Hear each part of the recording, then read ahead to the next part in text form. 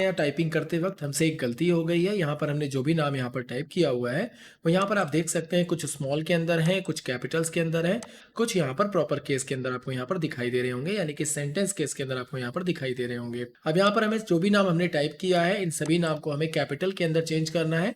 तो इसे आप कैसे कर सकते हैं, जब भी आप MS एक्सेल में कोई भी डाटा क्रिएट करते हैं तो वहाँ पर आपको राउंड फिगर करने में बहुत ही ज़्यादा परेशानी होती होगी। इसके अलावा जब भी आप कोई डाटा जल्दबाजी में टाइप कर देते हैं तो टाइप करते समय कुछ लेटर्स आपके स्मॉल लेटर हो जाते हैं और कुछ लेटर्स आपके कैपिटल में हो जाते हैं।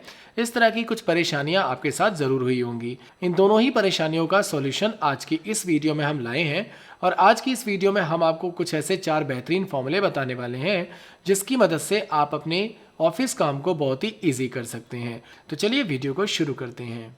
तो दोस्तों आप यहाँ पर देख सकते हैं टाइपिंग करते वक्त हमसे एक गलती हो गई है। यहाँ पर हमने जो भी नाम यहाँ पर टाइप किया हुआ है वो यहाँ पर आप देख सकते हैं, कुछ स्मॉल के अंदर है, कुछ कैपिटल्स के अंदर है, कुछ यहाँ पर प्रॉपर केस के अंदर आपको यहाँ पर दिखाई दे रहे होंगे, यानी कि सेंटेंस केस के अंदर आपको यहाँ पर दिखाई दे रहे होंगे। अब यहाँ पर हमें जो भी नाम हमने टाइप किया है इन सभी नाम को हमें कैपिटल के अंदर चेंज करना है। तो इसे आप कैसे कर सकते हैं, उसके लिए आपको यहाँ पर एक फॉर्मूले का इस्तेमाल करना है। आपको इस्तेमाल करना है = का और यहाँ पर आपको टाइप करना है यू। जैसे आप यू टाइप करेंगे तो नीचे की तरफ आप देख सकते हैं आपको अपर के नाम से एक फॉर्मूला यानी एक फंक्शन दिखाई देगा। इसको सेलेक्ट करते हुए आपको अपने कीबोर्ड से टैब की प्रेस करनी है। टैब की प्रेस करते ही आप देख सकते हैं आपका फॉर्मूला यहाँ पर फिल हो जाएगा और यहाँ पर आपको अपने उस टेक्स्ट की रेंज ले लेनी है जिसे आप यहाँ पर अपर केस में चेंज करना चाहते हैं और उसके बाद ब्रैकेट बंद करके आप एंटर प्रेस कर दीजिए। इतना करते ही आप यहाँ पर देख सकते हैं जो मोहन यहाँ पर लिखा हुआ आपको दिखाई दे रहा है वो यहाँ पर कैपिटल में आपको मिल जाएगा। इसी तरीके से बाकी सबका निकालने के लिए आपको अपने कीबोर्ड से शिफ्ट को दबा के रखना है, डाउन एरो से नीचे की तरफ आपको सिलेक्शन कर लेना है जहां तक आपका डेटा है और उसके बाद Ctrl+D का इस्तेमाल करना है। Ctrl+D से डुप्लीकेट होता है, यानी आपका जो भी फॉर्मूला होगा वो नीचे की तरफ डुप्लीकेट हो जाएगा। अब आप यहाँ पर देख सकते हैं हमारे जो भी टैक्सेस यहाँ पर हैं वो सारे के सारे यहाँ पर कैपिटल में कन्वर्ट हो चुके हैं। इसी तरीके से मान लीजिए अगर आपका कोई डेटा है जो कि आपको कैपिटल में मिलता है और उसे आपको यहाँ पर स्मॉल लेटर में चेंज करना है तो उसके लिए भी आपको यहाँ पर एक फॉर्मूले का इस्तेमाल करना है। आपको = का इस्तेमाल करना है और यहाँ पर आपको इस्तेमाल करना है लोअर का। यहाँ पर जैसे आप LO डालेंगे तो यहाँ पर आप देख सकते हैं लोअर के नाम से आपको यहाँ पर फंक्शन मिल जाता है। इसको सिलेक्ट करते हुए टैब की प्रेस करिए, यहाँ पर उसकी रेंज ले लीजिए जिसको आप लोअर केस में चेंज करना चाहते हैं। ब्रैकेट को बंद कीजिए, प्रेस करिए एंटर। यहाँ पर आप देख सकते हैं जो भी आपका नाम था वो यहाँ पर लोअर केस में चेंज हो चुका है। सेम इसी तरीके से अगर आप चाहते हैं कि आपका जो भी टेक्स्ट है यहाँ पर कोई कैपिटल हो या फिर कोई स्मॉल में हो उसको आप यहाँ पर प्रॉपर केस में चेंज करना चाहते हैं तो उसके लिए आपको यहाँ पर फॉर्मूला लगाना होगा प्रॉपर का। जैसे आप यहाँ पर PROP जैसे डालेंगे तो यहाँ पर आप देख सकते हैं प्रॉपर के नाम से आपको यहाँ पर फॉर्मूला दिखाई दे जाएगा। इसको आपको सेलेक्ट कर लेना है। इसको सेलेक्ट करने के बाद आपको अपने उस टेक्स्ट की रेंज लेनी है जिसको आप यहाँ पर प्रॉपर केस में चेंज करना चाहते हैं। ब्रैकेट को बंद कीजिए, एंटर प्रेस करिए और सेम इसी तरीके से Ctrl+D का इस्तेमाल करिए। अब आप यहाँ पर देख सकते हैं हमने यहाँ पर आपको 3 केस यहाँ पर दिखाए हैं। सबसे पहला है आपका अपर केस जो कि कैपिटल में चेंज करता है, दूसरा है आपका लोअर केस जो कि आपका यहाँ पर लोअर केस में चेंज करता है, यानी आपके टेक्स्ट को लोअर में चेंज कर देता है, और इसके बाद आप देख सकते हैं यहाँ पर आपको प्रॉपर केस दिखाई देता है जिसकी मदद से आप अपने किसी भी टेक्स्ट को यहाँ पर सेंटेंस केस यानी प्रॉपर केस में चेंज करके रख सकते हैं। लेकिन इसमें एक प्रॉब्लम ये होती है कि जब भी हम इस टेक्स्ट को कॉपी करते हैं, मान लीजिए हमने यहाँ से इसे कॉपी कर लिया और किसी दूसरी शीट पर ले जा करके जैसे हम यहाँ पर पेस्ट का इस्तेमाल करते हैं, राइट क्लिक करके जैसे हम यहाँ पर पेस्ट करते हैं तो यहाँ पर आप देख सकते हैं आपका टेक्स्ट यहाँ पर दिखाई नहीं देगा। क्यों दिखाई नहीं देगा? क्योंकि यहाँ पर आप देख सकते हैं यहाँ पर हमें फॉर्मूला दिखाई दे रहा है, यानी जिस भी सेल पर हम क्लिक करेंगे उसके ऊपर हमने जो जो फॉर्मूला यहाँ पर लगाया हुआ है वो फॉर्मूला हमें दिखाई देगा। तो यहाँ पर आप देख सकते हैं इसका जो सोर्स है वो आप यहाँ पर देख सकते हैं, ये सोर्स है। इस सोर्स को भी अगर आप यहाँ पर कॉपी करेंगे तभी आपको वो फंक्शन वहाँ पर दिखाई देगा।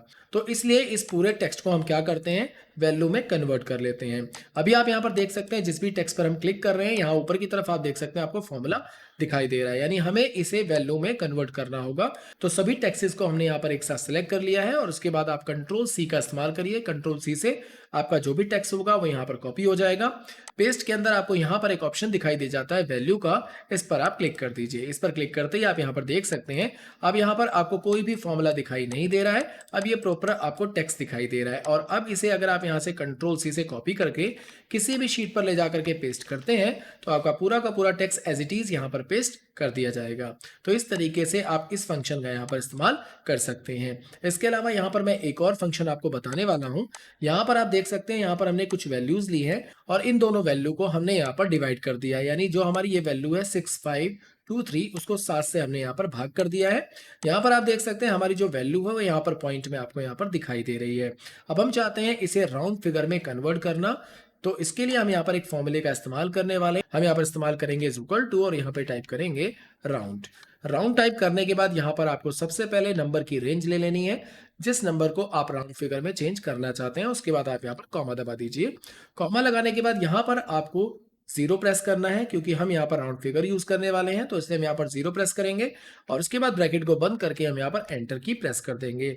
इतना करते ही आप यहाँ पर देख सकते हैं हमारी ये जो वैल्यू है वो राउंड फिगर में चेंज हो चुकी है। यहाँ पर आप देख सकते हैं हमारी जो वैल्यू थी 931.86 थी और यहाँ पर आप देख सकते हैं अब वो राउंड फिगर में चेंज होकर के 932 में कन्वर्ट हो चुकी है। क्योंकि ये चीज़ आपको पता ही होगी कि 50 पॉइंट से ऊपर का जो भी अमाउंट होता है वो 1 रुपया यहाँ पर जोड़ा जाता है। अगर 50 पैसे से नीचे का कोई भी अमाउंट होगा तो यहाँ से 1 रुपया माइनस हो जाएगा, और अगर 50 पैसे के बराबर या उसके ऊपर कोई भी अमाउंट होगा तो वो 1 रुपया यहाँ पर काउंट होता है। इसके बाद हम इसे कंट्रोल डी की मदद से यहाँ पर उस वैल्यू को पेस्ट कर लेते हैं। अब यहाँ पर मैं आपको इसका सम करके दिखाता हूँ। जैसे मान लीजिए हमने यहाँ पर इसका सम कर दिया। सम करते ही आप यहाँ पर देख सकते हैं इसका राउंड फिगर आप यहाँ पर देख सकते हैं।